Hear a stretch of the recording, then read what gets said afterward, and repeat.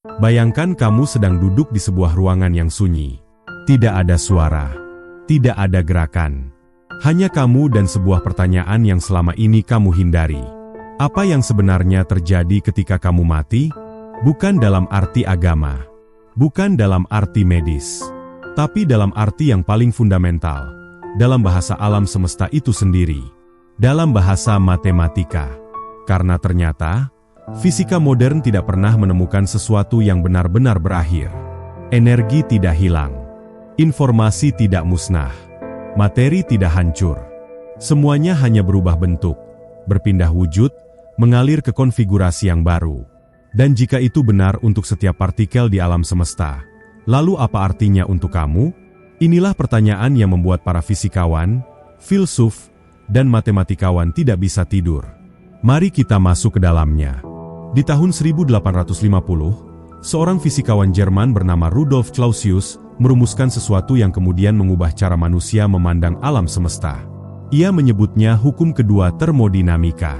Dalam bahasa sederhananya, hukum itu mengatakan bahwa segala sesuatu di alam semesta cenderung menuju kekacauan, menuju kondisi yang paling acak, paling tersebar, paling tidak teratur.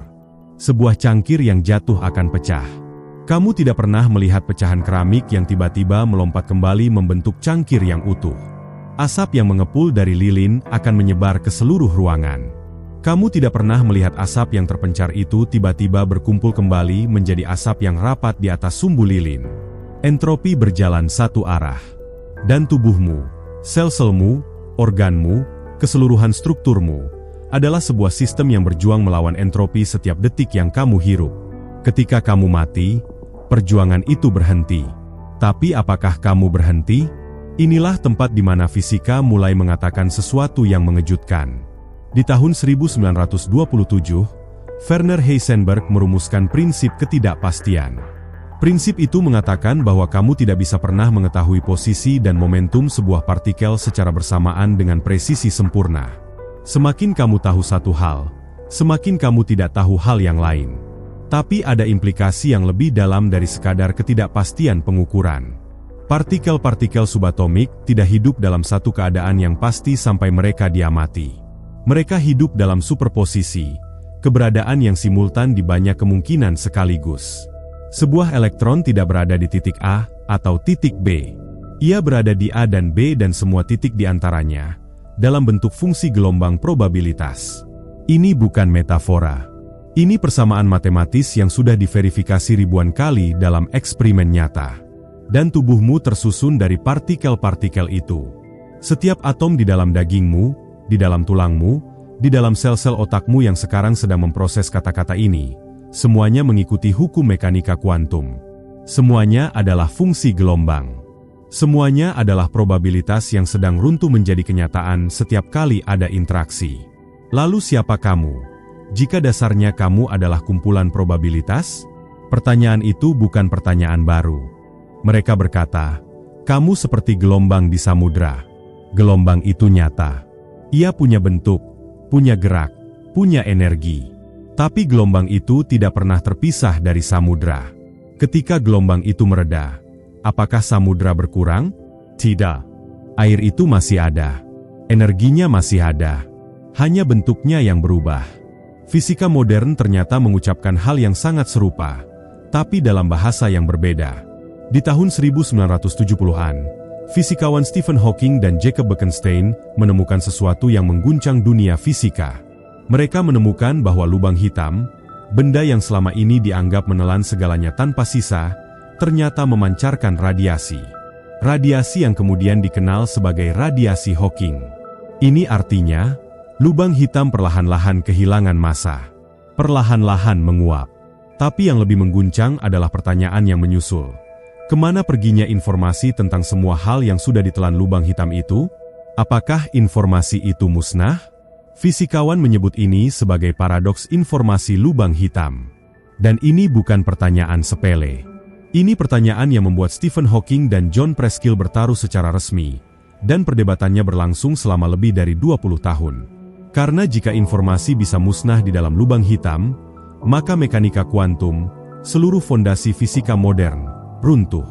Tapi jika informasi tidak bisa musnah, Jika setiap bit data tentang setiap partikel yang pernah jatuh ke dalam lubang hitam tetap terpelihara entah bagaimana, maka alam semesta sedang menjaga catatan tentang segala sesuatu yang pernah ada.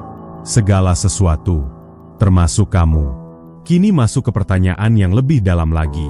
Apa yang membuat kamu menjadi kamu? Bukan atommu.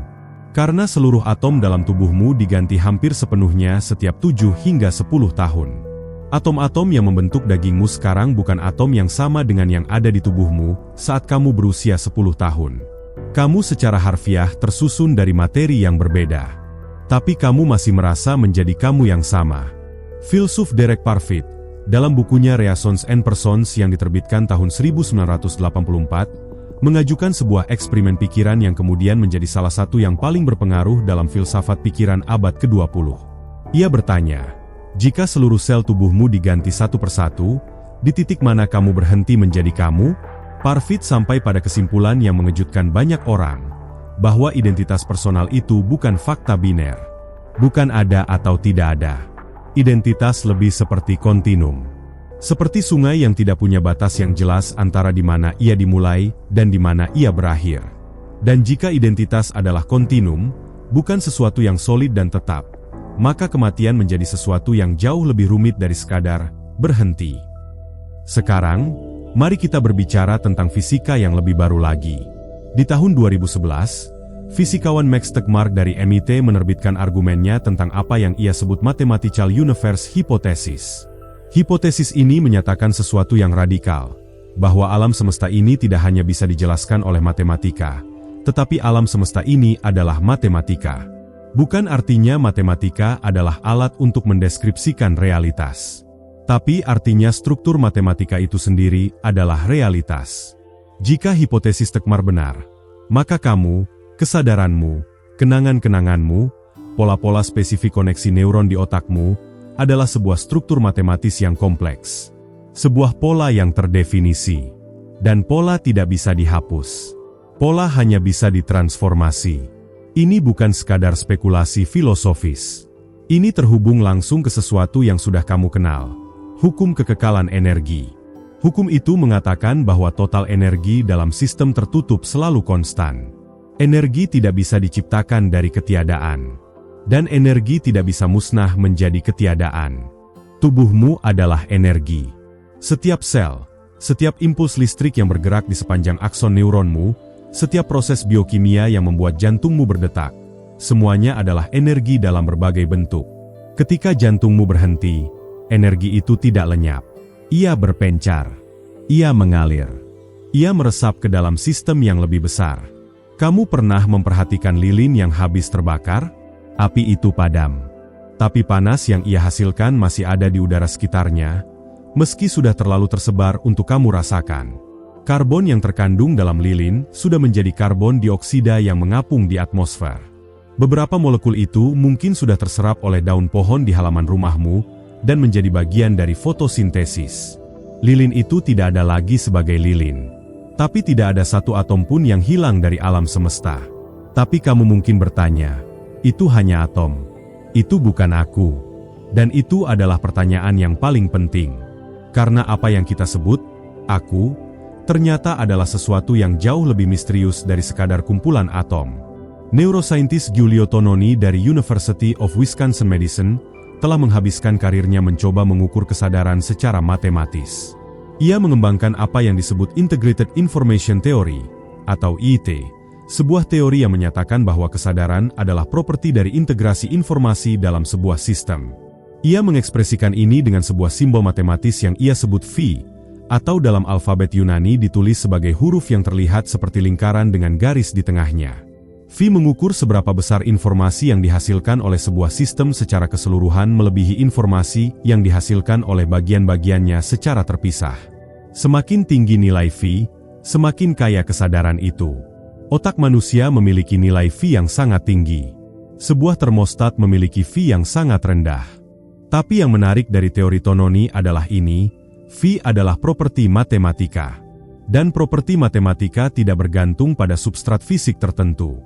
Artinya, secara teoritis, meski ini masih sangat spekulatif dan banyak diperdebatkan, Pola integrasi informasi yang membentuk kesadaranmu tidak secara fundamental terikat pada neuron-neuron spesifik di otakmu. Ia adalah pola. Dan pola, dalam matematika, memiliki keberadaan yang tidak bergantung pada mediumnya. Dalam tradisi Islam, ada sebuah konsep yang disebut barzakh, sebuah keadaan antara, sebuah ruang di antara dua dunia. Sebuah kondisi yang bukan kehidupan sebagaimana kamu kenal, dan bukan pula ketiadaan total. Menarik bahwa fisika modern pun sedang bergulat dengan sesuatu yang konseptual serupa. Sebuah pertanyaan tentang apakah ada keadaan antara. Apakah informasi yang membentuk seseorang bisa eksis dalam bentuk yang berbeda dari yang kita kenali sebagai hidup? Bukan sebagai klaim teologis, tapi sebagai pengamatan bahwa intuisi manusia lintas budaya, dari filsafat India kuno hingga teologi Islam, dari tradisi Buddha tentang kontinum kesadaran hingga filsafat Barat tentang jiwa, semuanya bergerak menuju pertanyaan yang sama. Bahwa sesuatu bertahan. Bahwa ada sesuatu yang tidak selesai begitu saja. Kembali ke fisika. Di tahun 2014, ahli fisika teoretis Carlo Rovelli menerbitkan sebuah buku yang menjadi fenomena global, 7 pelajaran singkat tentang fisika. Tapi jauh sebelum buku itu, dalam karya-karya akademisnya, Rovelli sudah bergulat dengan pertanyaan tentang waktu dan keberadaan. Salah satu argumen Rovelli yang paling menggugah adalah ini: waktu tidak mengalir secara universal. Waktu adalah sesuatu yang muncul dari interaksi, dari hubungan antara sistem-sistem fisik. Waktu adalah relasional, bukan absolut. Jika waktu adalah relasional, jika waktu muncul dari hubungan, bukan dari sesuatu yang mengalir sendiri, maka pertanyaan tentang kapan seseorang berakhir menjadi jauh lebih kompleks. Karena hubungan tidak berakhir hanya karena salah satu pihaknya tidak lagi bernapas. Kamu masih ada dalam ingatan orang-orang yang menyayangimu. Kamu masih ada dalam keputusan-keputusan yang kamu pengaruhi. Kamu masih ada dalam kata-kata yang kamu ucapkan yang mengubah cara seseorang memandang dunia. Dan orang itu mungkin mengucapkan kata-kata yang sama ke orang lain, yang mengucapkannya lagi, yang terus bercabang dan berpencar seperti pohon yang akarnya kamu tidak bisa lagi lihat. Apakah itu bukan sebuah bentuk keberadaan? Dalam matematika, sebuah fungsi tidak berhenti ada hanya karena nilainya di satu titik tertentu menjadi nol. Ada sebuah eksperimen yang pertama kali dilakukan oleh fisikawan di Bell Laboratories pada tahun 1982, percobaan yang membuktikan apa yang sebelumnya hanya menjadi perdebatan teoretis antara Einstein dan Niels Bohr. Percobaan itu membuktikan entanglement kuantum. Dua partikel yang pernah berinteraksi akan tetap terhubung satu sama lain. Tidak peduli berapa jauh jarak yang memisahkan mereka. Ketika keadaan satu partikel diukur, keadaan partikel yang lain seketika itu juga terdefinisi, bahkan jika keduanya berada di ujung galaksi yang berlawanan. Einstein menyebut ini Spukhafte Fernwirkung, aksi seram dari kejauhan. Ia tidak percaya ini nyata. Tapi percobaan tahun 1982 oleh Alain Aspect dan timnya membuktikan bahwa entanglement itu nyata. Partikel-partikel yang menyusun tubuhmu pernah berinteraksi dengan partikel-partikel lain. Selama hidupmu, selama miliaran reaksi kimia dan biokimia yang terjadi di dalam dan di luar tubuhmu, kamu telah membangun jaringan entanglement dengan dunia di sekitarmu. Apakah jaringan itu berakhir ketika detak jantungmu berhenti? Fisika belum punya jawaban yang pasti. Tapi pertanyaannya sendiri sudah cukup untuk mengguncang asumsi paling mendasar yang selama ini kamu pegang tentang kematian. Sekarang, tarik napas sejenak. Kamu mungkin merasa bahwa semua ini terlalu abstrak. Terlalu jauh dari pengalaman kehilangan yang nyata dan menyakitkan yang mungkin sudah pernah kamu rasakan. Dan kamu benar. Tidak ada persamaan matematika yang bisa memeluk seseorang yang baru saja kehilangan orang yang mereka cintai. Tidak ada teori fisika yang bisa mengisi kekosongan yang ditinggalkan oleh seseorang yang pergi. Tapi mungkin itulah justru yang paling penting untuk diakui. Bahwa rasa kehilangan itu nyata. Karena hubungan itu nyata. Karena keberadaannya nyata. Karena pengaruhnya nyata. Dan fisika mengatakan bahwa segala sesuatu yang nyata tidak bisa begitu saja lenyap. Max Planck, fisikawan yang meletakkan fondasi mekanika kuantum, pernah mengatakan sesuatu yang terasa seperti berada di perbatasan antara sains dan sesuatu yang lebih dalam. Ia mengatakan bahwa kesadaran adalah fundamental. Bahwa materi adalah turunan dari kesadaran, bukan sebaliknya. Kita tidak tahu apakah Planck benar. Sains belum sampai ke sana. Tapi kita tahu ini. Setiap peradaban manusia di setiap sudut bumi Sepanjang waktu yang bisa kita lacak, telah menyimpulkan hal yang serupa. Bahwa ada sesuatu yang tidak selesai begitu saja. Bahwa kematian bukan garis akhir, tapi sebuah transformasi. Mungkin itu bukan keyakinan yang muncul dari harapan semata. Mungkin itu adalah intuisi yang berasal dari pengamatan paling dalam terhadap alam semesta, bahwa segala sesuatu bertransformasi, tidak ada yang musnah, dan pola yang cukup kompleks memiliki cara untuk bertahan yang kita belum sepenuhnya mengerti. Kembali ke ruangan sunyi di mana kamu duduk di awal tadi. Pertanyaannya masih sama. Apa yang sebenarnya terjadi ketika kamu mati? Fisika menjawab, energimu tidak hilang. Informasimu tidak musnah. Hubunganmu tidak terhapus. Pola yang kamu bentuk, seluruh jaringan entanglement, seluruh jejak interaksi, seluruh riak yang kamu ciptakan di permukaan samudra realitas, semua itu bertahan dalam bentuk yang berbeda. Kamu mungkin berakhir sebagai kamu yang seperti ini, dengan nama ini, dengan kenangan ini, dengan tubuh ini. Tapi dalam bahasa yang digunakan alam semesta, bahasa matematika, bahasa fisika, bahasa yang tidak mengenal kepunahan total, kamu tidak pernah sepenuhnya pergi. Dan mungkin, hanya mungkin, kamu sudah tahu ini sejak lama. Sejak pertama kali kamu menatap langit malam dan merasakan sesuatu yang tidak bisa kamu namakan, sesuatu yang terasa lebih besar dari tubuhmu, lebih tua dari hidupmu, lebih luas dari semua yang bisa kamu bayangkan. Bayangkan kamu sedang duduk di sebuah ruangan yang sunyi. Tidak ada suara, tidak ada gerakan.